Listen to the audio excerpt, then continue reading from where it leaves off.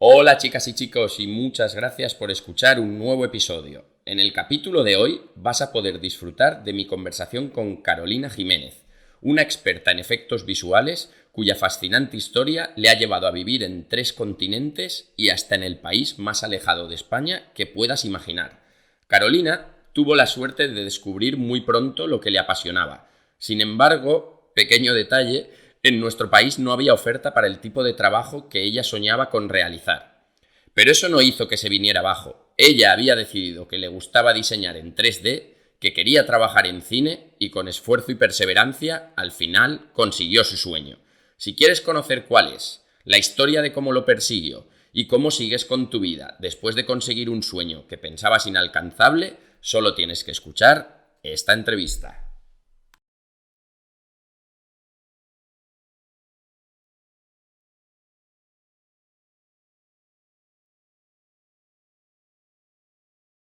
Era de noche, estaba yo charlando porque estaba yo sola en Londres. Mi chico se había quedado en Madrid porque se suponía que yo iba a estar en Londres durante poco tiempo.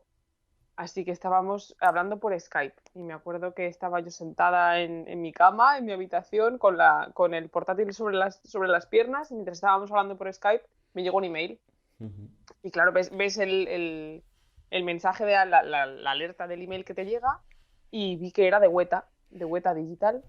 Y claro, tú sabes que cuando se te abre una alerta de un email puedes ver el asunto, aunque sea Sí, la primera frase del asunto la puedes leer. sí, sí. Y pude leer que la primera frase del asunto era que algo así como que te convocamos para una entrevista de trabajo porque queremos entrevistarte. Y me acuerdo que, claro, estaba yo hablando con mi chico por Skype, leí eso y me quedé en blanco. Entonces mi chico me estaba viendo la cara, lógicamente, y vio que de repente me quedaba con los ojos como platos, que se me abría la boca y me decía, ¿qué te pasa? ¿Qué te pasa? Digo, ay, ay, ay, ay, ay. Entonces me eché a llorar y obviamente se lo conté. "Ay, que me ha escrito Hueta, ay, que me ha escrito Hueta, que me quiere entrevistar Hueta, ay, ay, los dos gritando, ay, ay, ay, ay, cada uno, él en Madrid, yo en Londres. Y ese fue, pues, no voy a decir el comienzo de una aventura, porque la aventura había comenzado mucho antes, pero sí que fue un punto de inflexión importante que significaba, y los dos lo sabíamos, que nos tocaba irnos a Nueva Zelanda porque lo que había yo estado persiguiendo durante mucho tiempo tenía muchas posibilidades de hacerse realidad, claro, que era irse a Nueva Zelanda a trabajar a Weta Digital, ¿no? A la empresa de efectos visuales que había hecho El Señor de los Anillos y que estaban con el Hobbit en ese momento. Un cambio total de vida que te tuviste que ir allí. Los que no lo conozcan muy bien, o sea, no solo El Señor de los Anillos y luego la trilogía del Hobbit en la que luego profundizaremos más, sino también fueron pues los primeros que lanzaron una película animada en 3D con Avatar, han estado también en Los Vengadores, algunas de las partes de los Juegos del Hambre, o sea, vamos, toda una institución en el mundo de la animación digital. Sí, en cuanto a la filmografía que llevan, pues son de los grandes, son de entre las cinco más grandes del mundo, podemos decir. Y, y claro, para mí eran especiales porque ellos habían sido quienes me habían hecho a mí querer estudiar lo que yo estudié para dedicarme a lo que me dedico. Porque, bueno, si quieres que nos Sí, retrotraemos, justo caigamos tan, tan te iba a atrás. decir, exacto, porque tú empezaste estudiando arquitectura, pero como estabas diciendo, este estudio o las películas que ellos ayudaron a producir, a animar, te hicieron dejar arquitectura para cambiar totalmente tu vida. No, no fue exactamente así, pero casi. Yo empecé arquitectura porque yo quería tener una profesión que combinara aspectos técnicos y aspectos artísticos. Que parecía ser que, al menos en aquella época, daba la sensación que había que elegir. Acuérdate, era una época en la que tenía que ser o ciencias o letras, Exacto. o artes o técnicas, o que parecía que tenía que ser las cosas o blancas o negras. Entonces yo buscaba algo que lo combinara todo porque a mí me costaba mucho elegir, a mí me gustaba mucho la tecnología, me gustaba mucho estar al día, me gustaban los ordenadores, pero yo no quería renunciar a también la creatividad porque me gustaba dibujar, me gustaba diseñar. Entonces arquitectura parecía que combinaba esas dos cosas. Entonces casi por descarte escogí arquitectura y por eso, porque me parecía que por descarte era la que más aunaba las cosas que yo buscaba. Pero claro, no se puede escoger una profesión por descarte. No. Por, por descarte, pues puedes escoger a lo mejor un plato del menú en un restaurante, pero no una profesión. Y entonces, a pesar de que la carrera es muy bonita, pues a mí la profesión no me terminaba de llamar, no era vocacional, digámoslo así. Y algo que no es vocacional, pues no, pues obviamente no llega muy lejos y no llegó muy lejos. Yo dejé la carrera de arquitectura antes de saber que me quería dedicar a los efectos visuales. La dejé desencantada sin saber qué hacer con mi vida.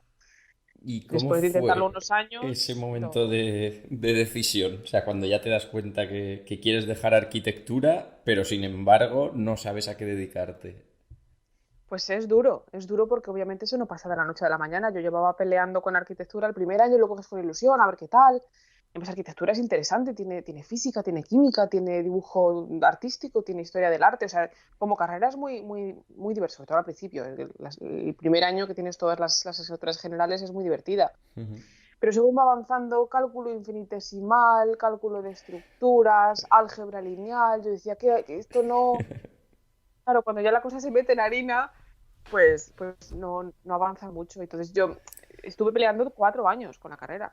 Joder. Y ya no, 3 y medio así. Entonces, el último medio año ya yo veía que esto no iba a ninguna parte, que no me iba a hacer feliz. Entonces, a pesar de que lo estuve intentando, llegó un momento que me tuve que rendir. Y más resultó curioso, recuerdo la anécdota, la cuento de vez en cuando, que yo con mi madre tengo mucha confianza, somos muy uña y carne, mi madre y yo. Y me acuerdo que esa noche, cuando ya, no, ya dije, se acabó, me senté con ella, me senté en su cama a charlar, y le digo, mamá, te tengo que decir una cosa. Me dijo, ¿qué? Digo, es que quiero dejar la carrera. Y su reacción fue, ya lo sé. En ningún momento ni se escandalizó, ni se asustó, ni se asombró. Las madres nos conocen mejor que nosotros. Me dijo, sí, ya te veo yo. Su reacción, pues ya lo sabía yo que esto no iba muy lejos. Así que bueno, cuéntame, ¿qué hacemos ahora entonces? Fue el alivio de quitarme el peso de encima, porque parte de la presión es qué va a decir la familia, y ahora qué voy a hacer, a qué me voy a dedicar, qué van a decir, tantos años perdidos. Y no, su reacción fue de, pues me lo estaba esperando, así que a ver qué hacemos ahora. Y yo no sabía qué hacer. El tema Claro. es ese, es que yo lo dejé sin saber qué demonios hacer. Y dio la casualidad que fue el tema del Señor de los Anillos. A mí me gustaba muchísimo el cine, me había gustado toda la vida, desde pequeñita. Pero yo no pensé que esto era una carrera, yo no pensé que el cine pudiera ser algo a lo que se pudiera dedicar nadie. Para mí el cine era algo que se hacía lejos por gente que, vete tú a saber quién es, claro, ni te lo planteas, ¿no? Sobre todo de pequeña. Y fue en esa época, justo unos meses antes de esto, de dejar la carrera, Ujú. se había estrenado la primera película del Señor de los Anillos, la de la Comunidad del Anillo. Se había estrenado en Navidades, que se estrenaban todas en diciembre. Ujú. Y entonces, unos meses después, salieron los DVDs extendidos, que yo no sé si tú eres lo bastante friki como para tenerlos, si te los has visto. Lo soy. Y me los he Sí, visto ¿verdad? un ¿Verdad? par de veces también, sí, sí. Y son una pasada. De hecho, se me ponía la piel de gallina cuando estaba mirando la información que me pasaste para la entrevista, algunos vídeos tuyos y tal, de recordando cuando yo los veía ahí, que me acuerdo perfectamente el momento. Bueno, los he visto varias veces, pero un momento que me hice ahí un tirón de las tres películas en mi habitación de Erasmus en Siena, cuando todo el mundo de Erasmus, yo que sé, está ahí de Ea, ea. juerga, saliendo con los amigos y yo me encerré ahí para verlos todos y vamos. Es una pasada y podía totalmente significarme contigo en ese momento de decir, claro, si te encanta tanto la animación, te habías metido en la arquitectura precisamente por esa parte que te gustaba de combinación de tecnología, creatividad y tal, claro, viendo eso es como, vale, yo quiero dedicarme a esto, no sé cómo, pero quiero. Claro, porque si te acuerdas, ahora es muy fácil ver los making of, ¿no? Los cómo se hacen las películas. Ahora es relativamente sencillo. En YouTube hay de todo, hay montones de documentales y todo se documenta y todo se publica y es muy fácil ahora. Sí, sí. Pero en aquella época no había tanto, ni mucho menos. Y sobre todo en los DVDs, cuando algún DVD de alguna película traía con algún extra, traían pequeñas cositas, traían una entrevista, traían no sé qué, pero es que estas películas, esta en concreto, la primera película, Ujú. luego las demás también, pero para mí es la primera vez, Sí, es que sí. traía más metraje de making of que de película. Y mira que es larga la película, Sí, que es la sí. versión extendida. Era Eran brutal, sí, horas, sí. horas de documental sobre cómo se había hecho la película y yo nunca había visto nada así con ese detalle, yo en mi vida. Yo me acuerdo que me senté, vi la película, cuando terminé de ver la película dije, ¿y todos estos DVDs de qué son? Voy a ver qué son. Se me abrió la boca y ya no se me cerró. Sí, sí. alucinante verles cómo fabricaban las armas, con qué entusiasmo, pues eso, lo diseñaban todo, construían la Tierra Media y diseñaban los monstruos y claro, y especialmente cuando llegaron a la parte de los efectos digitales, cuando vi a los artistas digitales por ordenador modelando a Gollum y animando a Gollum, ya dije, perdón, ¿Esto que se esto es puede un trabajo, hacer? se puede hacer y te puedes ganar la vida con esto. Porque claro, una cosa buena para mí en arquitectura fue que sí que había tenido yo cierto contacto con los programas de 3D en la carrera de arquitectura, Ujú. porque empezábamos no solamente a hacer maquetas de los proyectos de clase y tal, y los planos, lógicamente, los planos a mano y AutoCAD, sino que empezábamos a levantar los proyectos en 3D, en programas 3D por ordenador, Ujú. que para mí eso fue muy novedoso y a mí eso me encantó. Yo recuerdo que yo me tiraba las horas muertas modelando naves espaciales en vez de los proyectos de clase. Edificios no, tus naves. Exactamente, o monstruos o lo que tocara, Sí, pero, sí. pero en ningún momento se me iba a pasar por la cabeza que eso fuera, que tuviera salida profesional, hacer monstruos por ordenador, hasta que vi esos documentales, entonces dije, demonios, ¿sabes? Es un software muy parecido, un programa parecido al que yo llevo unos meses trasteando con él Ujú. y están haciendo películas y no solo se lo están pasando pipa, sino que se ganan la vida con ello. Y ahí fue un poco cuando se me encendió la luz y dije, pues lo voy a intentar. ¿Y Y cómo busqué una escuela. encuentras, exacto, te iba a decir, cómo encuentras en España, en una época en la que eso tampoco es que ahora esté súper desarrollado, pero ahí me imagino que todavía menos? Había dos escuelas. Yo busqué escuela y había dos escuelas que daban animación y en Madrid al menos, claro. Ujú. Y ahora hay muchísimas más y además ahora hay formación online y ahora las universidades también dan módulos de esto. O sea, ahora hay muchísimo más oferta formativa, pero en aquella época había dos escuelas, visité una de ellas que me gustó y me apunté y para adelante, básicamente.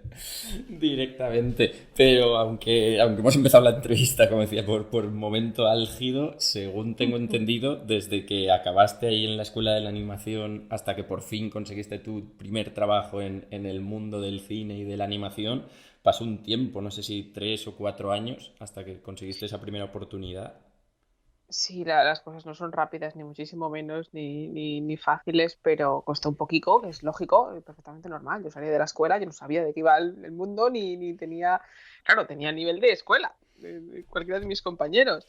Y ahora había que buscarse un trabajo. Y claro, en una época en la que el tema del 3D, de la realidad virtual y de la animación, estaba al menos en España bastante en pañales en cuanto al tipo de trabajo, los trabajos a los que te pudieras dedicar. Ujú. Y yo me apuntaba a lo que fuera. Yo recuerdo que hice 3D. Lo bueno es que también se puede aplicar a muchas cosas. Entonces yo durante bastante tiempo, pues es unos 3 años o así, hasta que pude tener un trabajo más o menos encaminado al mundo audiovisual.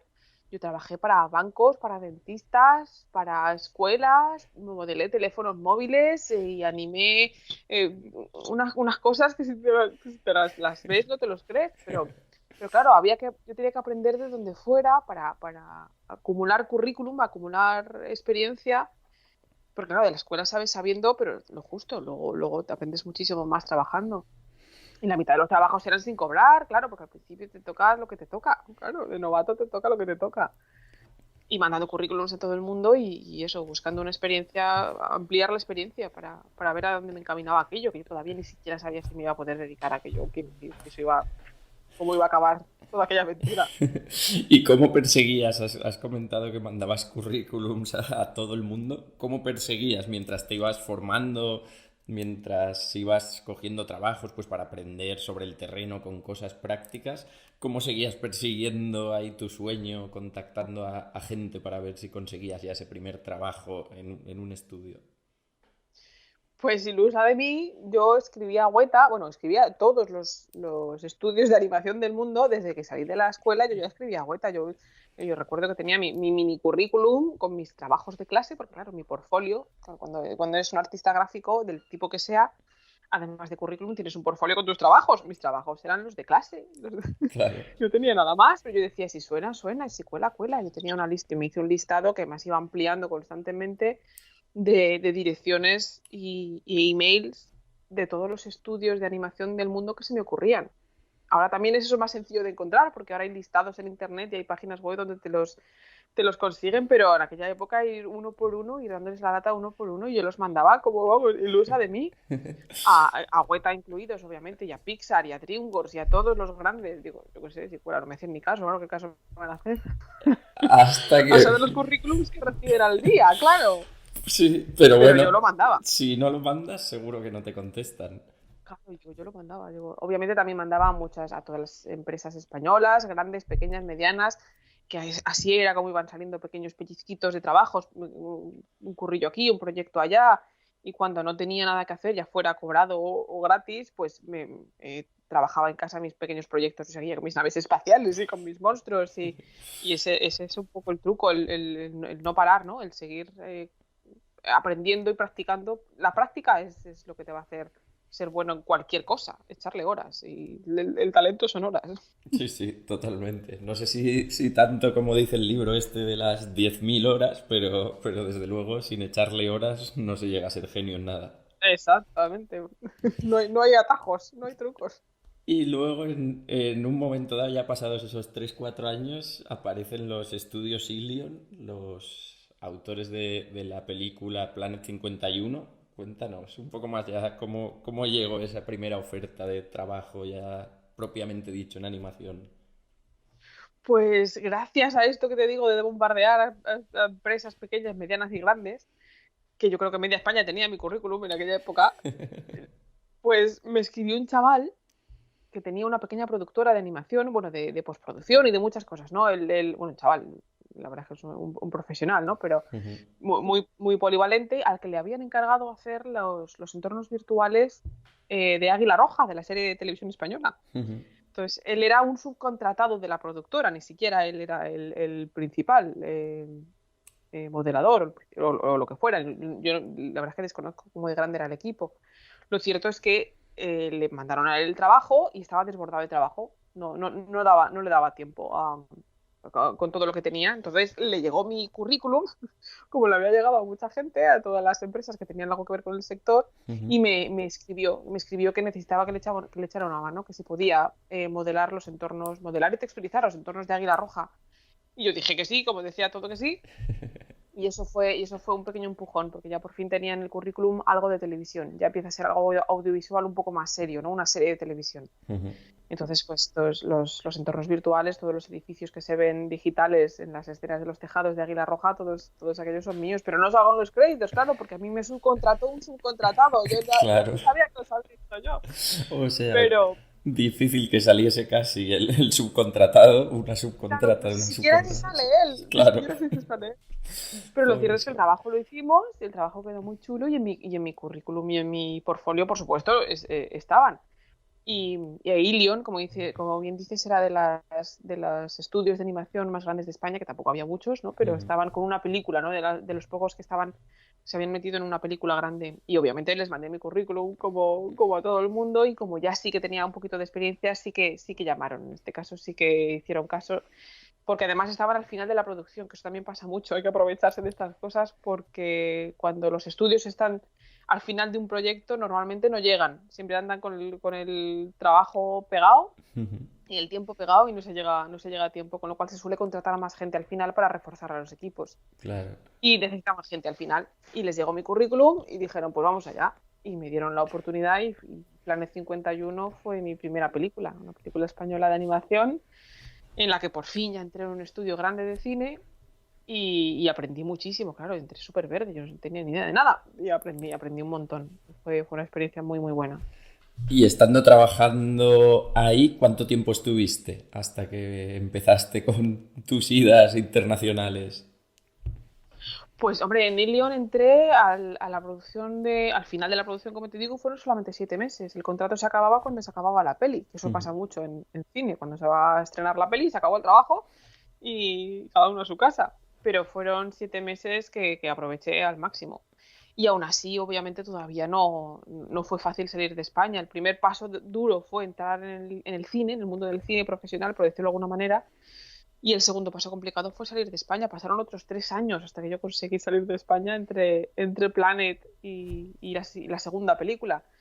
Y también trabajé para escuelas, trabajé para arquitectos, para diseñadores de interiores. Gracias a que yo había estudiado arquitectura, Claro. tenía obviamente, cierta mano y sabía de ese tema, con lo cual con los arquitectos, como los arquitectos eso, y las promotoras inmobiliarias, todavía estábamos con el boom inmobiliario en España, se construía mucho y se diseñaba mucho y todo el mundo quería tener su edificio en 3D, entonces por ahí había algo de trabajo, pero ya te digo, me tocó trabajar en de todo. Y bombardeando a los estudios del Eso te iba a mundo. decir, y me imagino que siguiendo modelando naves, modelando monstruos y Claro, enviando emails. y tardé otros 3 años, tardó la siguiente oportunidad en llegar. O sea que esto no es fácil ni rápido. Esto al que se rinde rápido no le llega por eso, porque las oportunidades tardan un poquito más. ¿Y cómo es Y ese finalmente momento? quienes. Dime.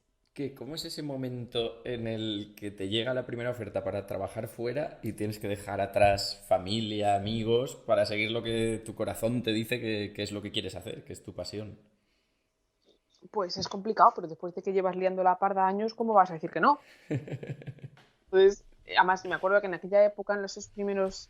Porque ahora se mandan los currículums y las reels todo por email, ¿no? Todo mandas un enlace, ni siquiera mandas el vídeo, pero en aquella época todavía, que sueno como que parece que soy una abuela ya en mis épocas, lo que hacíamos era mandarlos físicamente las demo reels en DVD. Entonces yo me acuerdo que grababa DVDs y me curraba, me diseñaba las galletas, las pegatinas de los DVDs, la caja del DVD, porque claro, Joder. en la escuela de 3D había un proyecto final de carrera que teníamos que hacer un cortometraje animado. Entonces el cortometraje también lo incluía en el DVD, con toda mi información, me lo curraba que no veas, con el currículum dentro, con fotos, con no sé qué, con su cajita, y eso había que mandarlo por correo postal. ¿Y eso lo Entonces yo me, mandabas a Australia, a Nueva Zelanda, Estados Australia, Nueva Unidos? Zelanda, Estados Unidos, Canadá, Londres, donde fuera. Y yo me acuerdo que mi chico me ayudaba, el pobre, a meterlos en sobres, todas las cajas de los DVDs, e ir a correos con unas montañas, porque los sobres eran de estos acolchaditos Sí, para que no se claro, rompiera, sí, sí. y las montañas de sobres, que la chica de correos me miraba y me decía, ¿otra vez estás aquí? Y decía, ¿ahora dónde va? Me decía.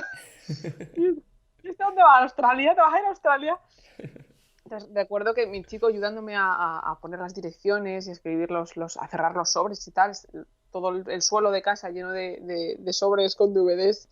Y me acuerdo mirarnos y decirnos, ¿sabes que si esto funciona, sabes lo que significa esto? Bueno, claro, si funciona nos tenemos que ir. O sea, si no funciona, pues bueno, aquí estamos donde estamos, pero como funcione, y me acuerdo de eso, mirarnos mientras cerrábamos los sobres y diciendo, ¿cuál de estos sobres será el que, si es que suena la flauta, ¿a dónde acabaremos?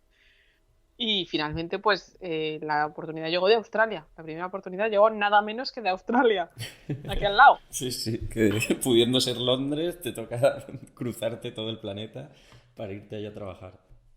básicamente. Pero el contrato era corto. El contrato era, una vez más, como estaban al final de la producción, estaban con Happy Feet 2 en los estudios de Doctor D, de George Miller. Los pingüinos bailarines estaban terminando la peli. Y como siempre, no llegan al final de la peli, necesitaban contratar gente para reforzar equipo y terminar la película. Entonces el contrato era corto, el contrato era de 3 meses inicialmente, que luego se amplió a 5, porque luego se va ampliando contratos si hace falta, y al final fueron 5. Pero claro, 3 meses, por 3 meses, y ¿qué hacemos? En Australia 3 meses no vamos a mudarnos los dos para irnos a Australia 3 meses. Entonces el plan era, digo, voy a ir yo estos 3 meses a ver qué tal. Y después de eso, ya veremos, trazamos un plan después. Y eso sí, me tocó dejar un trabajo fijo, que yo tenía un trabajo fijo, que estaba al lado de casa, que estaba bastante bien pagado, con un buen contrato, y lo dejé Por para un irme a Australia contrato inicial de 3 meses. ¿Y Claro, cómo es esa conversación que tienes ahí con tu chico? De decir, oye, que claro, estoy porque pensando.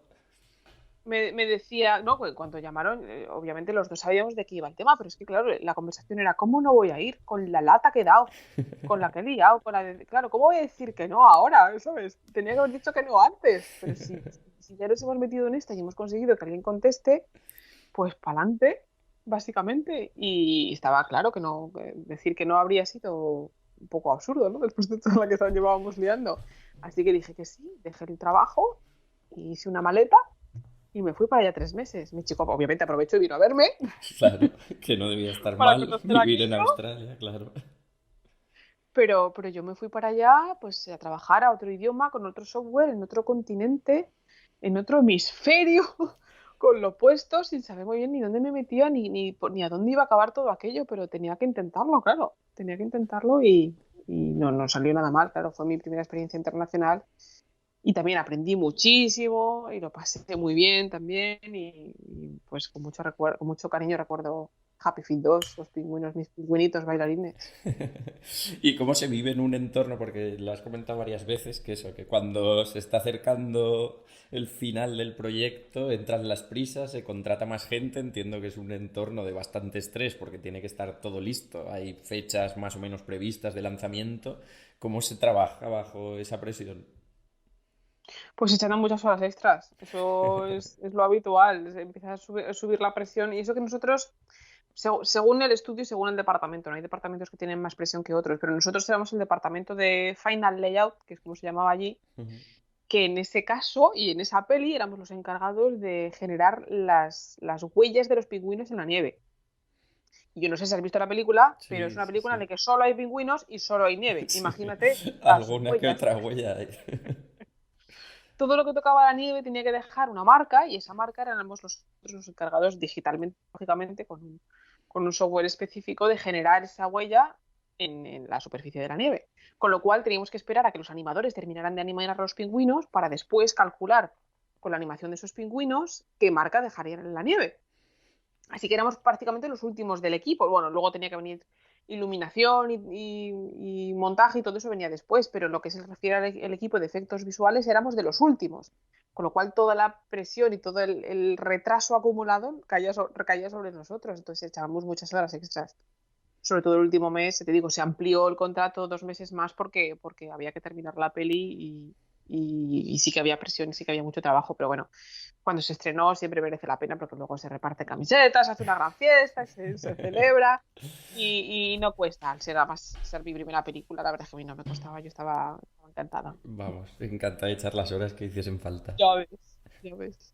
Y claro, pero llega el fin del contrato y ¿qué haces? ¿Qué piensas? Bueno, ¿ahora dónde me Claro, voy? ¿Qué es lo siguiente? claro. Los contratos son cortos, se acaban cuando se acaba la peli. Lo que pasa es que ahora ya fue un poco más sencillo. Ya una vez que había tenido ya mi primera experiencia profesional fuera de España, internacional, vaya, fue un poco más sencillo, hasta el punto de que los recruiters, que es como se llaman a las personas a los cazatalentos, vaya, por decirlo de alguna manera, la gente que contrata, Ujú.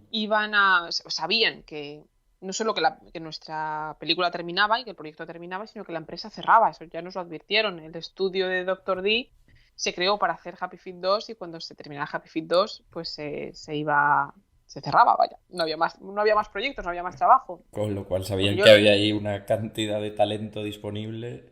claro, había muchos de nosotros que necesitaríamos trabajo después. Entonces había muchos recruiters de otros estudios que venían bueno, obviamente llegaron a un acuerdo con nuestro propio estudio, que les pareció muy bien, nos echaban una mano para encontrar nuestro siguiente trabajo, Ujú. y entonces nos entrevistaban allí mismo, mandaban a los recruiters allí a Sydney, a Australia, a entrevistarnos a quienes estuviéramos interesados en entrevistarnos con el estudio que fuera, pues nos teníamos ahí una oficinita y nos entrevistaban, y yo dije, pues sí, porque pues obviamente tengo que buscar curro ahora. Claro. Y me entrevisté con algunos de ellos y mi primera, o sea, la siguiente oportunidad profesional surgió ahí mismo con MPC, que es otro de los estudios grandes, que tiene oficinas, entonces tenía oficinas en Londres, ahora también tiene oficinas aquí y en otros sitios, pero entonces tenía oficinas en Londres.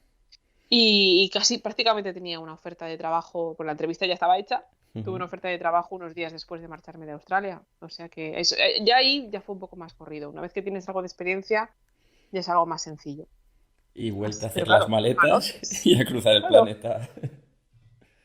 Entonces me fui para España, estuve ahí un mesecito de descanso después de la aventura australiana y para Londres, pero claro, para Londres yo recuerdo que Londres no me gustaba nada. Londres sí, estaba más cerca y tal, pero a mí Londres como ciudad y como... A mí aquello no me terminaba de convencer. Digo, bueno, no puedo decir que no, me voy yendo yo para allá, pero hay que trazar otro plan, ya veremos a ver cómo hacemos. Claro, porque mi chico decía, ¿qué hago? Voy contigo, no voy, es que está ahí al lado, es que Londres no te gusta, si no te vas a quedar, ¿para qué voy a ir? Y ahí fue, ya que ahora enlazamos con Exacto. la anécdota que te contaba yo al principio, que después de yo renovar mi currículum, cada vez que cambiaba de trabajo, cada vez que hacía algo nuevo, renovaba el currículum y lo volvía a mandar a todos los estudios del mundo. Y ahí fue cuando Weta por fin contestó por primera vez, después de yo que sé cuántos mails. contestó y dijo que me querían entrevistar. Y ahí fue cuando vimos claro bueno, que si lo de Weta funcionaba, Nueva Zelanda está muy lejos y a Nueva Zelanda no se va para un rato. Porque sabíamos que estaban con el primero de los hobbits. Y ya Y estaba pasé claro que mi el proyecto entrevista iba a por ser teléfono. una trilogía. No se sabía todavía, porque al principio iban a ser Vale, dos películas, vale. pero aún así, dos películas son dos películas y estaban con todavía mitad de la primera. Y pasé la entrevista con ellos por teléfono desde Londres, me contestaron con una oferta de trabajo que obviamente no iba a rechazar y ahí sí, cuando ya mi chico y yo dijimos esto ya no tiene sentido seguir haciéndolo así a pellizcos, así que hicimos la maleta los dos, vendimos los coches, vaciamos la casa, dejamos a mi pobre madre con la casa llena de cajas, con las cosas que no nos podíamos llevar y con lo puesto nos fuimos a Nueva Zelanda los dos, a trabajar al Hobbit, con Peter Jackson también, es decir, con quienes me habían inspirado unos 10 años antes, no llegaba, todavía no habían pasado 10 años, pero casi, a estudiar lo que yo quería estudiar. Casualidades de la vida, porque podían estar con cualquier otra película, pero casualidades estaban con el Hobbit. Con la misma, sí, sí. O sea, con la precuela de lo que te había inspirado. Y que además era tu sueño, realmente. O sea, tú, según he leído, cuando empezaste en el mundo de la animación, tu sueño era poder trabajar en algo así. Claro, porque es el sueño de cualquiera que empieza con cualquier cosa, ¿no? Hoy te imaginas que yo pudiera. Lo llevas así un sueño, sí, es un sueño, pero ni me imaginaba que fuera posible. Hombre, algo me decía que no era imposible, si no, no lo hubiera intentado, ¿no? Pero no parecía muy probable, desde luego, muy factible. Y fíjate, y cuando llamaron dijimos, pues hala, pues para Tierra Media. Y hay una Porque sí. frase que te he escuchado en una entrevista que está en YouTube, que pondré en las notas del show para que la gente lo pueda ver y que me gusta mucho, y dices que hay que asegurarse que se disfruta del viaje y no simplemente se obsesiona uno con la meta. Y personalmente además siempre pienso que las metas son importantes porque muchas veces la gente se centra en ellas, pero también es importante no descuidar el proceso para llegar, porque es mucho más importante y sobre todo porque las metas al final son volátiles, pues vas avanzando y te das cuenta que los objetivos pueden cambiar o la meta pues al final puede alejarse un poco más, mientras que si te aseguras que día a día realizas las acciones necesarias para avanzar, que sientes que lo que estás haciendo está alineado con lo que te gusta, pues eso hace que no te desanimes y sigas disfrutando ese camino. Pero relacionado con todo esto que estábamos contando, de irte a Nueva Zelanda, perseguir tu sueño, ¿cómo aprendiste tú algo similar sobre el recorrido versus la meta y el hecho de haber conseguido un sueño, pero claro, que una vez se ha conseguido ya se ha terminado? Pues yo esa lección la aprendí por las malas, y bien por las malas, porque claro, toda aventura tiene sus dos caras de la moneda, ¿no? Pues eso, yo llevaba tanto tiempo obsesionada con conseguirlo y con, pues eso, lo conviertes obviamente en tu meta personal, valga la redundancia. Es tu Y sueño, lo hay que idealizas conseguirlo. incluso. Exactamente, lo idealizas porque piensas además que es imposible y cualquier cosa idealizada, lógicamente, siempre va a ser mejor que la realidad. Y sobre todo que yo había dedicado tanto esfuerzo y tanta energía a lograr un objetivo concreto que cuando lo conseguí me quedé sin objetivo.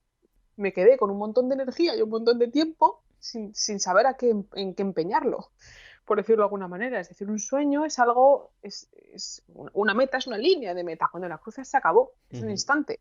Obviamente es un subidón, eso es increíble conseguir tu sueño. Pero si ese es tu único objetivo, cuando lo logras te quedas sin nada. Y ese vacío es muy feo. Y ahí para ese vacío no me había preparado nadie, por decirlo de alguna manera. Nadie, la filosofía de redes sociales, de logra lo que puedas, no te rindas nunca, consíguelo, pelea hasta que llegues. Esa filosofía que es la que llevaba yo muy dentro, también imagino que por el tipo de educación y por la época en la que me tocó vivir, a mí nadie me había preparado para qué pasa después.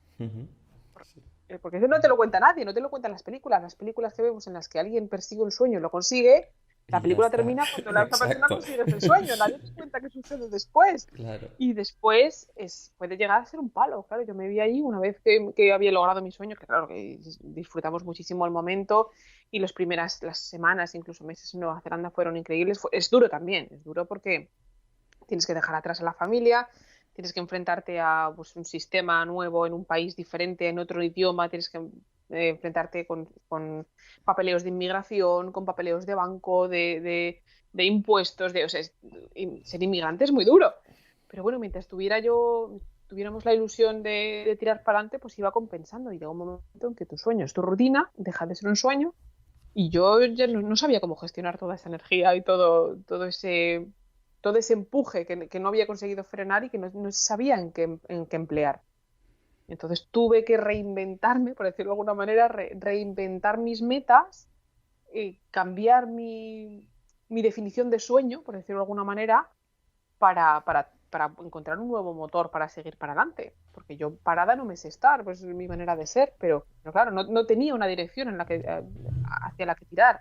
¿Y cómo fue Y esa reinvención? pues dura, yo te digo dura porque se pasa mal, pasé mis baches, pasé de no comprender qué pasaba, de dudas de ti misma, no sabes muy bien qué hacer, todo parece incierto, el futuro parece incierto, te encuentras da la sensación que luego no es cierto, todo esto es bastante ficticio, ¿no? Pero es como un montañero que sube a la cima, está en la cima y dice, si es que ahora lo que voy a hacer es bajar, no hay más para arriba, ahora solo queda ir hacia abajo, entonces esa sensación puede ser muy abrumadora, puede ser muy fea. Y bueno, pues a fuerza de darle al coco, de tratar de comprender tiempo, hay que darle al tiempo, tampoco hay fórmulas mágicas, con ayuda de amigos, con ayuda de la gente que te rodea y dándote tiempo a ti misma para pensar, darte cuenta de dónde estás y aprender de los errores. No es que hubiera cometido ningún error garrafal, pero sí que me tocó entender que no había hecho bien o que para qué no estaba preparada, ¿Y, digámoslo así. y cómo consigues reilusionarte otra vez, digámoslo así, conseguir que esa energía se canalice a algo que digas, vale, pues ahora he visto que el sueño de una cosa concreta está muy bien y además me ha dado muchísima energía para conseguirlo, pero claro, hay que cambiar esa mentalidad y que el sueño sea más el disfrute del día a día. Aprender a disfrutar, parece mentira, pero no es fácil. Aprender a relajarse y disfrutar de lo que tienes es algo que yo no sabía hacer. No sabía en absoluto hacer. Y claro, lo he tenido que aprender. Pero bueno, las ilusiones vuelven, lógicamente, y en Hueta lo pasé muy bien y Nueva Zelanda es un lugar maravilloso que llevaremos siempre en nuestro corazón porque es un país que, al menos para visitar y una gente estupenda y pues eso también me ayuda un montón, porque el modo de ser kiwi es un modo de ser kiwi, los kiwis son los Sí, neozelandeses, sí, sí. es un modo de ser muy, muy tranquilo, muy de isla, como decimos nosotros. Es una isla que está al final del mundo prácticamente, entonces ven las cosas de diferente manera.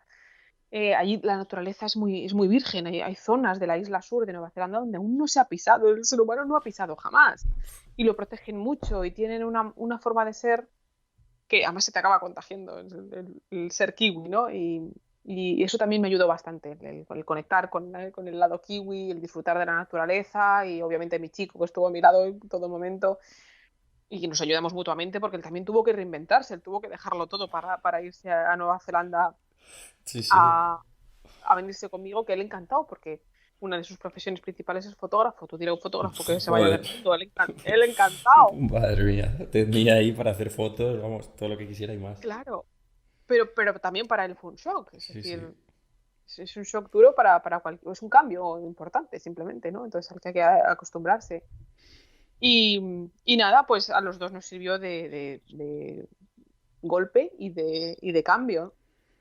Y para bien, la verdad es que para bien, aunque costara un poquillo, pues descubrí que me interesaba también bastante el enseñar. Una vez que me había dado, pues que tenía ya cierta experiencia, ¿no? Ciertas aventuras por el mundo, casi de casualidad, la empresa, perdón, la escuela en la que yo había estudiado, en Madrid, al volver de Nueva Zelanda, al terminar los tres hobbits, me invitaron a dar una charla a los alumnos del momento, ¿no? Que ya habían pasado 10 años desde que yo había estudiado allí con ellos, más de 10 años de hecho, y me invitaron para que diera una charla a los alumnos para contar un poco mi experiencia. Y esa experiencia también fue muy interesante. Yo nunca me había planteado el ser educadora, ¿no? El ser formadora y resulta que la experiencia fue súper gratificante, me gustó un montón. A la gente también le gustó un montón, además la emitieron en streaming, con lo cual llegó a Latinoamérica y tuvo muy buena acogida y empezaron a escribirme gente, a hacerme preguntas y descubrí un placer nuevo en compartir lo que sabes, ¿no? Y en contestar las preguntas de los alumnos, que más recuerdo que las preguntas que me hacían eran las mismas preguntas que yo tenía cuando estaba en la escuela, cuando estaba donde estaban sentados ellos en ese mismo aula, ¿no? Entonces lo gratificante que es poder contestar y ayudar a los que vienen detrás, igual que otros me han ayudado a mí cuando yo lo necesitaba, cuando yo estaba empezando, ¿no? Y eso también me ayudó bastante, el empezar a entender que eso, que compartir y que enseñar y explicar es muy gratificante, y así empezó la aventura de los vídeos, del canal de YouTube y de todo eso. Que te han dado, pues eso, toda la satisfacción de ver que eso, que estás ayudando a otra gente a poder seguir tu camino, por lo menos a conocer más este mundo y poder explorarlo de otra manera. Y porque cualquier cosa que te gusta, eso yo creo que nos pasa a todos. Cuando algo te gusta mucho, no te cuesta hablar de ello. O sea, al Totalmente, sí, sí. contrario, estás deseando que te pregunten cosas Sí, para sí. poder contar cosas, sea una ficción, sea un deporte, sea lo que sea. Y así que no cuesta y es muy divertido. Pero claro, yo no lo sabía, lo descubrí también de casualidad. ¿Y cuál es el siguiente salto? Una vez se acaba el proyecto del Hobbit en Nueva Zelanda, ¿cómo avanzas? Pues el siguiente paso natural parecía ser Canadá, porque ya durante los años anteriores, Canadá, bueno, muchos de mis compañeros que habían trabajado, con los que había trabajado en Planet 51, que yo soy de esa hornada, por decirlo de alguna manera, tenemos muchos artistas españoles que trabajamos en Planet y que ahora estamos por todas partes del mundo. Y muchos de ellos estaban viniéndose ya para Canadá porque por temas de beneficios fiscales, el gobierno canadiense estaba abriendo las puertas a este tipo de industria, ¿no? Muchos de los estudios de animación y de efectos visuales se estaban viniendo para acá o estaban abriendo aquí sucursal. Y concretamente Vancouver, porque Vancouver además es una ciudad en la que se hace mucho cine, se rueda mucho cine, porque comparte franja horaria con Los Ángeles, con Hollywood, y porque en muchos casos es mucho más barato rodar aquí. Entonces estaban viniendo para acá muchos estudios. Y eso ya lo sabíamos nosotros, que muchos de los compañeros que se estaban moviendo estaban acabando aquí. Así que parecía un paso lógico. Y pues al echar currículums, efectivamente, la siguiente oferta vino de aquí, de Canadá, de Vancouver, desde donde te hablo ahora mismo. Así que Y después de pasar 3 o 4 meses en España, porque después de 3 años en Nueva Zelanda que estuvimos haciendo los Hobbits, entre otras películas, pasamos por España para ver a la familia, para descansar un poco y nos venimos para acá, para Canadá. que tampoco está mal en cuanto a paisajes y no No, tiene no, no, no, tampoco nada que envidiar a Nueva Zelanda. nada de nada. Obviamente es otro tipo de paisajes, otro tipo de naturaleza, pero claro, Canadá, que te voy a contar. Sí, No, sí. no, no, nada que envidiar. Y además está a medio camino entre Nueva Zelanda y España, está más cerca de, aunque no lo parezca, para nosotros Canadá está mucho más cerca de España. Sí, sí, no, porque lo de Está a Nueva medio Zelanda camino. es una locura. Nueva Zelanda son 2 días de viaje, Sí, son sí. 4 aviones. Era un dolor, cada vez que tenemos que ir a ver a la familia era un dolor de todo. Entonces Canadá está, bueno, nos sentimos que estamos mucho más cerca de casa. Entonces Y vamos de vez en cuando a ver a la familia y tal, sí, sí, y claro, llevamos lo tres otro años. era, sí, sí, lo otro era casi imposible ver a la familia y aquí por lo menos podéis volver. Es un poco más ágil. Aunque parezca mentira, los que vengáis para Canadá, pensad que si se os hace largo el viaje, para Nueva Zelanda es el doble.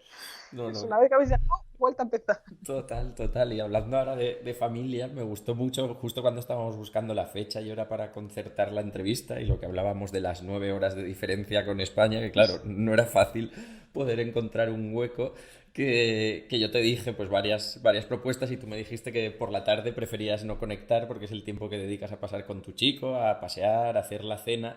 ¿Siempre has tenido clara esa prioridad de dedicar al trabajo, por mucho que te apasione un tiempo determinado, pero sin descuidar otros aspectos de tu vida, como en este caso las relaciones o puede ser también el deporte, cualquier otro aspecto?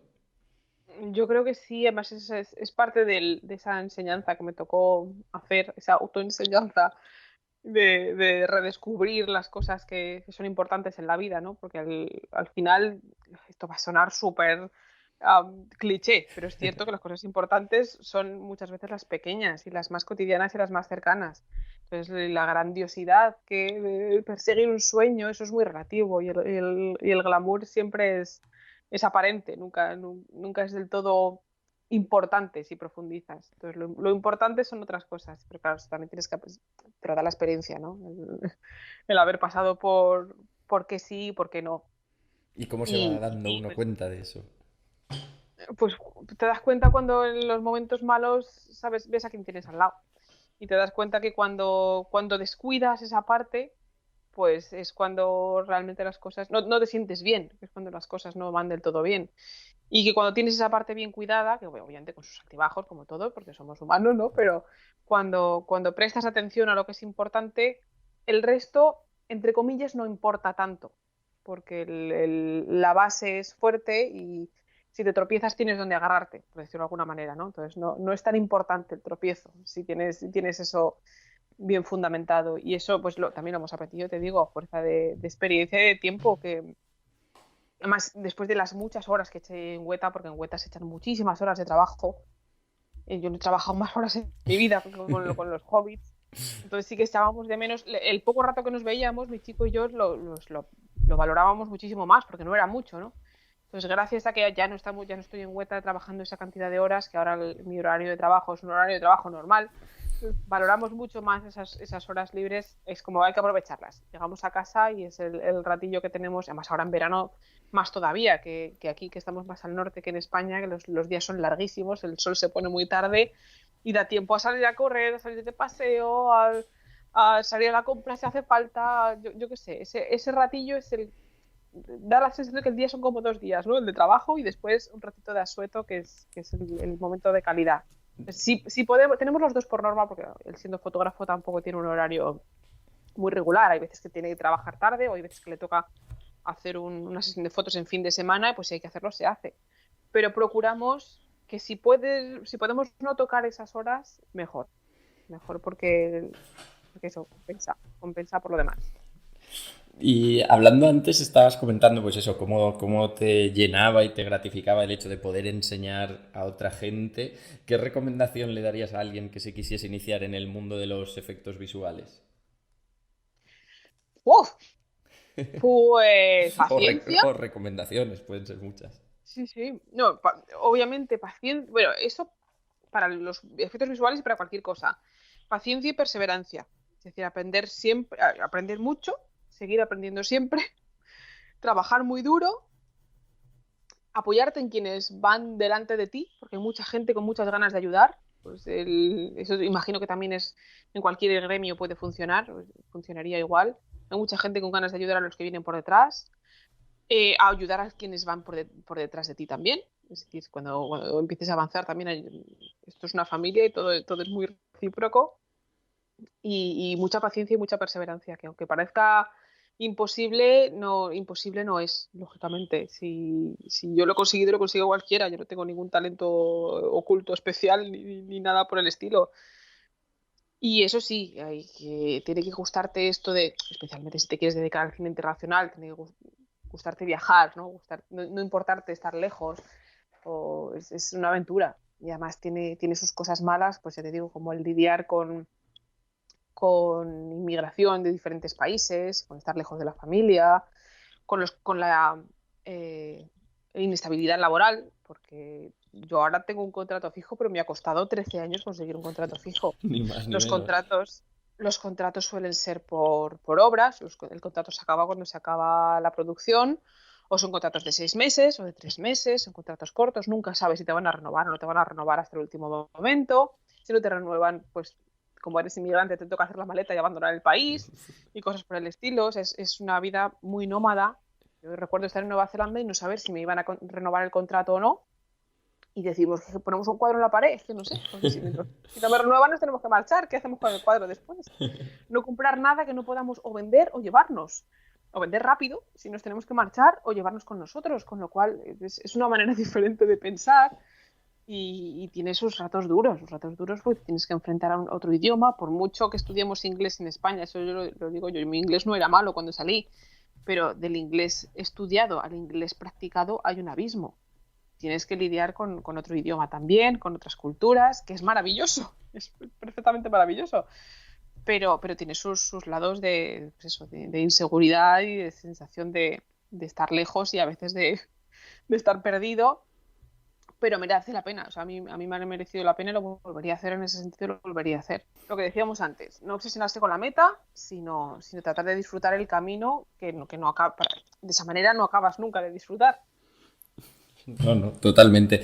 Me surgen un par de cuestiones justo con esa respuesta y una es, yo no es que lo practique, pero sí que intento ser consciente en cierta medida de la teoría del minimalismo. No sé si has visto el documental de Netflix tan famoso que yo creo que es llevarlo un poco al extremo, porque son dos personas que viven, no recuerdo ahora el número de objetos que tienen, pero vamos, con, no sé, 20 cosas, 25 cosas, pero sí que me ha llamado la atención eso que decías, que claro, ¿para qué vamos a comprar un cuadro si no sabemos si nos lo podremos llevar, si nos vamos a tener que ir? ¿Te hizo en algún momento el reflexionar sobre la volatilidad laboral y los cambios, el decir, bueno, también el número de posesiones que tenemos lo controlamos porque al final, pues eso, tampoco vamos a añadir a nuestras vidas cosas que no sean realmente importantes o que no sean fáciles de mover de un lado para otro? Totalmente. Te das cuenta de que la mudanza la hicimos de ida para allá, para Nueva Zelanda, con 2 maletas cada uno. Te tienes que llevar lo que necesites para vivir 3 años en 2 maletas. Bueno, obviamente allí luego compras cosas, ¿no? Pero lo imprescindible tiene que caber en 2 maletas. ¿Cómo resumes tu vida en 2 maletas? Pues Sí, lo sí. haces y no pasa nada. Y te das cuenta de que no es para tanto. Y además eso es algo muy kiwi. Eso es muy, en Nueva Zelanda es muy, la gente se compra ropa cuando se le rompe la que tiene. Es una forma muy kiwi de ser, ¿no? Entonces, y además compran de segunda mano si hace falta porque es un poco más barato y no pasa nada. Entonces, el consumismo es mínimo allí. Entonces, eso también se pega y de eso también se aprende. Eso que le agradecemos muchísimo nosotros a Nueva Zelanda que nos haya enseñado cosas como esa. Te das cuenta de que lo que necesitas es muy poco, lo que realmente necesitas es muy poco y te liberas de mucha presión al darte cuenta pues eso, el consumismo y la necesidad de acumular cosas o de poseer cosas se reduce, no se elimina, porque eso, humanos somos, ¿no? Pero se reduce y es bastante liberador. Y eso, pues, hemos intentado que se mantuviera así después, porque en España o en otros sitios, obviamente no es tan así. Pero el decir, pues es que me voy a comprar una camiseta porque es que se me ha roto la anterior. Y si no se me ha roto, pues no me hace falta camiseta. Eso es muy, muy kiwi y es muy liberador, muy liberador. Qué Y buena lo aprendes enseñanza. también Sí, siendo, sí. siendo nómada también, claro. Necesito llevarme exclusivamente lo justo, lo puesto. ¿Qué hago? Pues ahí es cuando tienes que discriminar. Obviamente nosotros no tiramos todo lo que no nos llevamos. Yo te digo que se lo dejamos a mi madre en casa, con lo cual tampoco teníamos sensación de pérdida. Ujú. De hecho, seguimos teniendo montones de cajas en casa de mi madre, la pobre, que no, a fuerza Algún, de movernos algún por día se ahí, abrirán.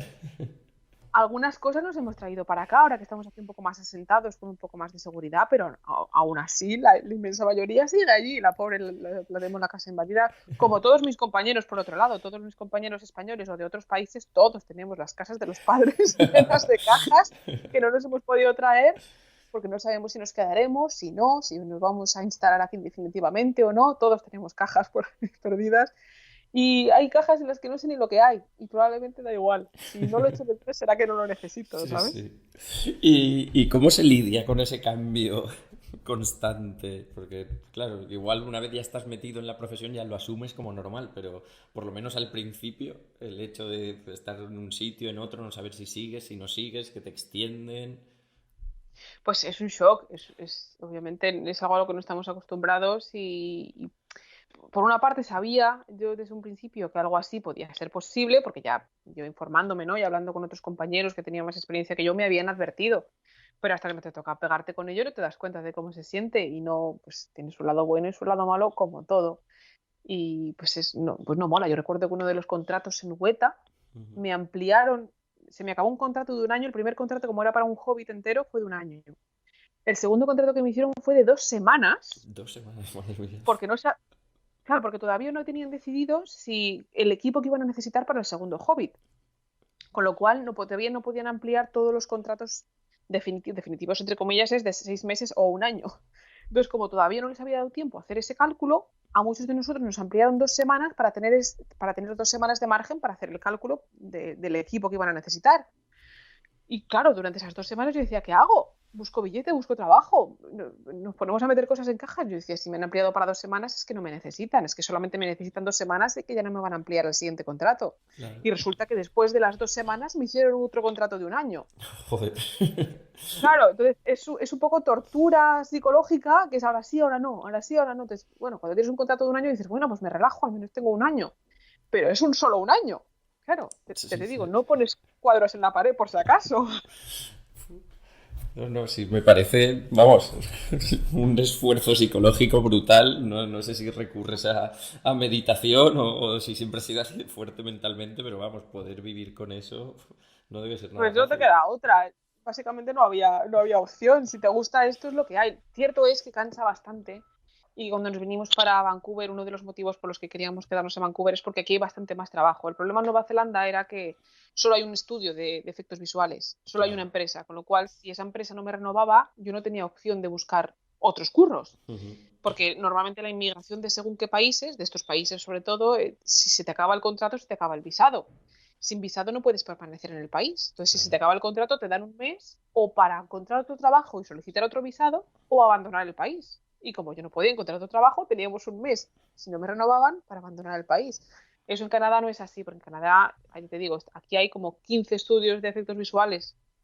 Entonces, si no es uno, es en otro. Y están todos constantemente soltando y cogiendo gente, porque la movilidad y el volumen de trabajo aquí es muchísimo más alto. Entonces aquí había más posibilidades de estabilidad en ese sentido. Y no en vano hemos conseguido la residencia permanente y ahora ya tengo un contrato fijo, que ya te digo, nos ha costado. Pero uno de los motivos para venirnos para acá era ese, que estábamos un poco hartos de la tortura psicológica que es el no saber en qué país vas a vivir el mes que viene, básicamente. Sí, sí, que vamos, no es nada habitual en la vida occidental a la que estamos acostumbrados. Claro, no, no es habitual casi saber, no saber dónde vas a trabajar el mes que viene, pues imagínate no saber el país donde vas a vivir. Claro, dice, bueno, pues no sé, vamos a dejarlo todo a mano. Tienes que estar preparado para hacer una mudanza y marcharte en un mes, en cualquier Madre mía, momento. madre mía. Y echando la vista atrás, ¿cuál es el proyecto o la animación concreta de la que te sientas más orgullosa por el trabajo, el reto que ha supuesto? El Hobbit, sin duda. El Hobbit fue un proyecto titánico. Fue no solamente porque, obviamente, para mí era como mi cumbre, ¿no? Mi cima, sino porque eran 3 películas. Y además no solo 3 películas, sino que se hacían las 3 películas, las hacía un solo estudio, que eso tampoco es habitual. Lo habitual es que una película se repartan de diferentes estudios. Ahora todas las de Marvel, todas en las que estamos trabajando ahora, normalmente se dividen en diferentes estudios. Pues esta secuencia para este estudio, estas 2 secuencias para este estudio, según eh, la especialidad de cada uno. Entonces, nunca tenemos una película entera, eso es muy raro, tenemos un par de secuencias y tal. Pero es Ujú. que en este caso, las 3 películas enteras las hacíamos nosotros, hacían todas, se rodaban y se postproducían todas en el mismo sitio, con lo cual el volumen de trabajo era ingente, eso era, era faraónico. Por eso echamos tantas horas y por eso fue tan demandante, ¿no? para nosotros. Y por eso también fue un orgullo cuando terminamos. Todo lo que aprendimos y el trabajo que echamos fue muy, muy grande. Así que yo creo que yo creo que hasta ahora el proyecto, y va a costar superarlo, el proyecto del que estoy más orgullosa sin duda es el Hobbit. Concretamente, recuerdo con cariño la secuencia del bosque de Mirwood Ujú. de las arañas, de las muchísimas arañas, el pobre Bilbo peleando con las telarañas del bosque, porque esas telarañas las tuvimos que hacer entre 2 compañeros y yo. Estábamos los 3 haciendo exclusivamente telarañas. Una a una, Y o sea, una a básicamente, una porque telaraña, no, estábamos uno a uno, hilito a hilito. hilito tampoco, Pero casi. pero casi. Además, trabajábamos mano a mano con los programadores que nos programaban la herramienta Ujú. de generación de telarañas digitales, porque no existía tal herramienta. Tuvimos que crearla, claro. Y nosotros como artistas la usábamos y le dábamos feedback a los programadores que la iban modificando según nosotros les íbamos diciendo si funcionaba bien o funcionaba mal, que al principio no funcionaba como todo en esta vida, al principio no funcionaba ni para atrás. Y a fuerza de echarle muchas horas, yo recuerdo que las telarañas al final quedaron muy bien. Yo cada vez que veo esa secuencia de telarañas es un orgullo porque no lleva noches y eso de trabajo. No, Y no. además, la rabia que dan estas cosas, que cuando por fin éramos expertos en hacer telarañas, porque claro, a fuerza de hacer telarañas, al principio quedaban como churros y al final estaban perfectas, es cuando ya habíamos terminado. Cuando ya no había más telarañas que hacer es cuando ya se nos daba de maravilla hacer las telarañas, sí, se daba fenomenal. Y además muchas telarañas esa secuencia. Y eso es una cosa que me llama la atención, que creo que he leído también en alguna otra entrevista, que varias veces, conforme estás trabajando, se tiene que desarrollar el software para crear la cosa en concreto. Luego, ese software, toda esa tecnología, todo ese conocimiento, ¿se recicla de alguna manera? ¿O... Bueno, todo conocimiento y todo avance técnico no se pierde, sin duda, porque esta profesión, como todas las profesiones tecnológicas, está en constante evolución. Trabajamos con software, con programas y trabajamos con programadores, básicamente, que es que las están poniendo la herramienta a prueba constantemente. Y cuando necesitamos hacer algo que no ha hecho nadie antes, hay que inventarlo de cero y ese conocimiento que adquieres al inventar una herramienta nueva te sirve como base para inventar la siguiente. Obviamente no sé si Weta va a necesitar hacer telarañas Claro, por eso. a esas cantidades en algún momento en el futuro, pero si lo necesitara ya lo tiene y si no, pues sin duda eso puede... Yo no soy programadora, en ese sentido no lo sé, pero seguro que si preguntamos a los programadores te dirían que aprendieron a implementar algoritmos de cierta manera para que funcionara de cierta otra manera, que les Que les sirvió ha para servido para... que la siguiente herramienta funcionara para hacer qué sé yo qué mucho más eficientemente. Es decir, se avanza en todos los sentidos y nunca se pierde.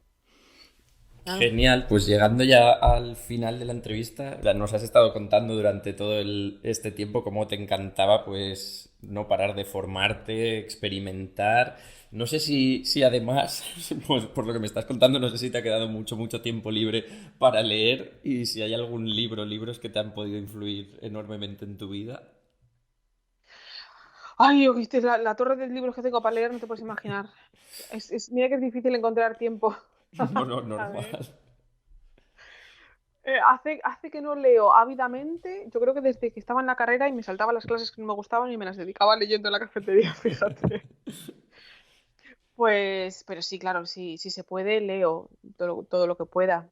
Y un libro que de lo mío, es que de lo mío, no te creas que No, leo de lo mío. en general, que hayas leído y hayas dicho. Y puede ser incluso cuando eras pequeña decir, oye, pues mira, me leí un libro, yo qué sé, sobre cine y fue eso, además de ver películas, lo que pues, me enamoró de eso y siempre lo tenía ahí dando vueltas.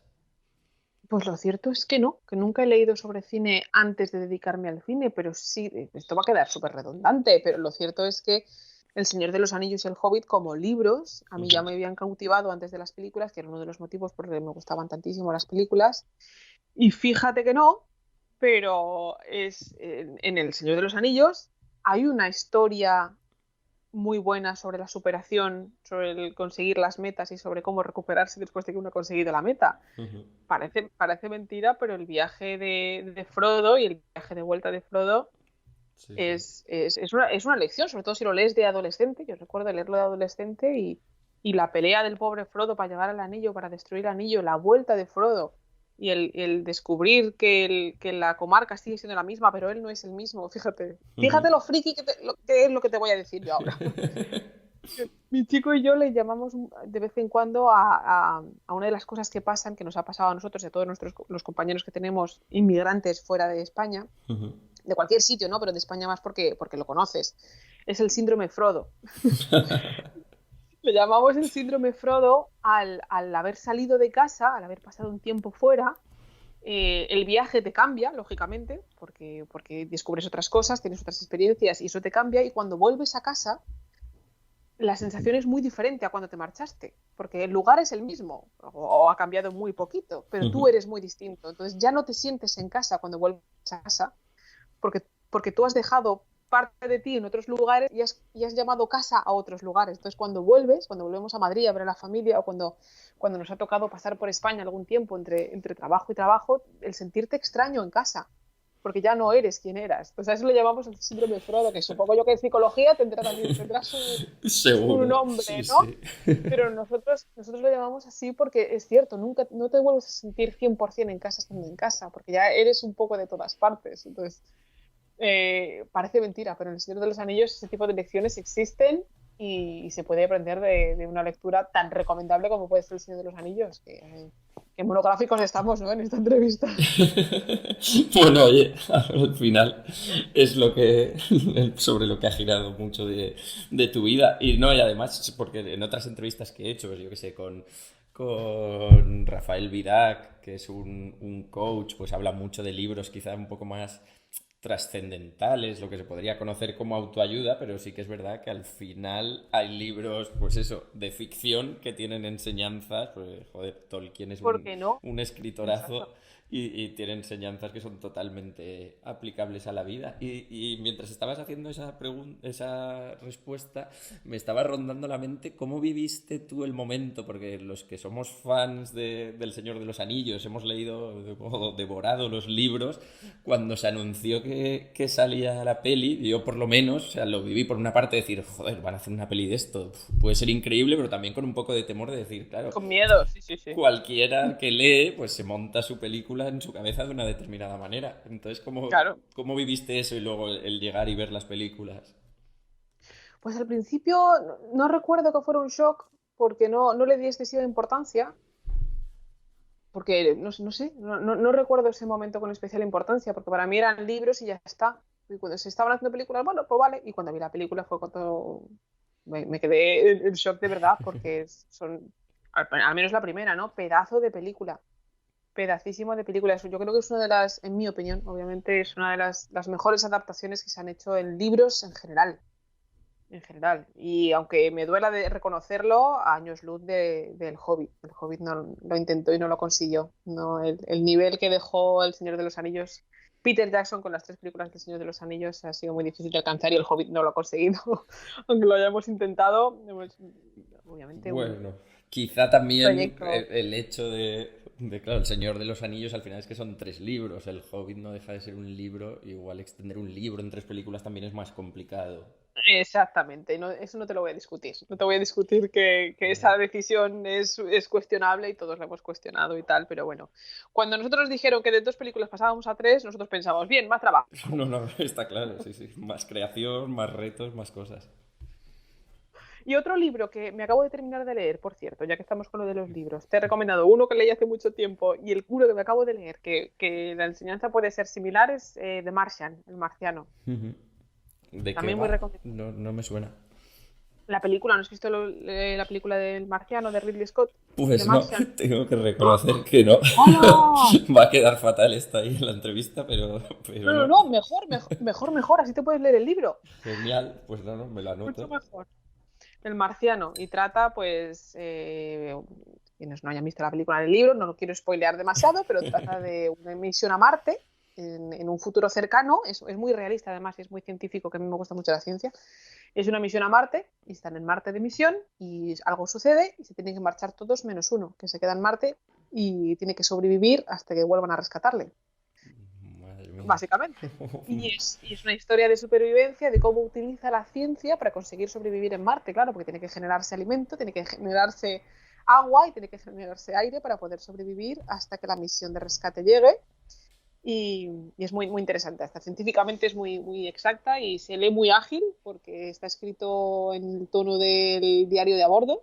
Entonces está escrito en primera persona por el astronauta que se llama el marciano porque él es el marciano, es el único habitante de Marte. Te la recomiendo como libro Pues, y luego la peli de Ridley Scott. pues anotados quedan los dos. Y para acabar, ¿dónde puede encontrarte la gente que te quiera seguir, que tenga interés por lo que haces? ¿Dónde se te puede seguir? Aunque obviamente en las notas del show lo añadiré, pero para la gente que esté escuchando y que no vaya a visitar jamás la página del blog donde estén las notas, ¿dónde se te puede seguir?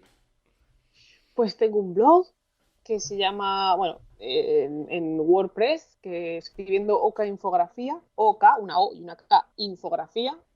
Esa es un poco mi presencia en Internet. Ese es mi blog. También tengo un Twitter que se llama Oka Infografía. También cuento cosas de cine y de ciencia, de cosas variadas. Y el canal de YouTube, que también se me puede buscar, Carolina Jiménez García, o que infografía también, y pues de ahí ya enlazamos a Facebook y todo ese tipo de cosas, ¿no? Pero principalmente el Twitter, el canal de YouTube y el blog, donde escribo artículos sobre VFX y sobre cine y sobre estas cosas. Perfecto, pues ya hemos llegado al final de la entrevista, Carolina. Muchísimas gracias por tu tiempo y yo creo que para todos los amantes del cine y de los efectos especiales va a ser un pedazo de entrevista. Pues muchas gracias a ti por el interés y como ya te digo, como no cuesta hablar de lo nuestro, de lo que nos gusta hacer, pues ha sido un súper placer. Y eso, un abrazo fuerte para ti y estamos en contacto. Cuando quieras, ya sabes dónde estoy. Estrategias, pasión, mentalidad, foco, hábitos, tácticas, sistemas, trucos, éxito. Escuela de Grandeza con Santi Soliveres.